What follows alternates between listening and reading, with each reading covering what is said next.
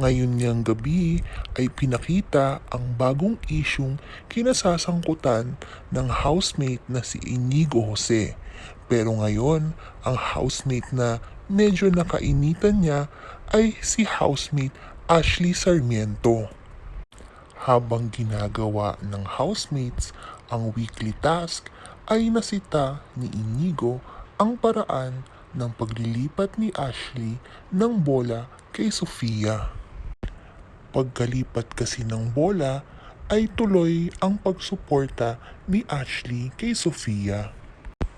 Hindi ito nagustuhan ni Inigo dahil dapat daw pagkapasa ay wag nang magbigay pa ng suporta si Ashley kay Sofia. Hayaan na daw si Sofia mag-isang magbalanse at di na kailangan pa ang suporta ni Ashley.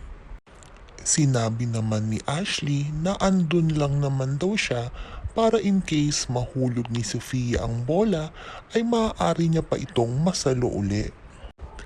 Pero tila hindi ito maintindihan ni Inigo at patuloy pa rin ang pagrason na mali daw ang ginagawa ni Ashley.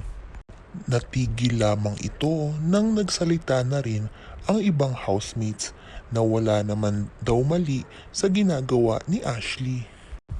Dagdag nila na si Sofia pa rin naman daw ang nagbabalanse at hindi si Ashley. Mukhang humahaba na ang listahan ng mga housemates na nagkaka-issue si Inigo.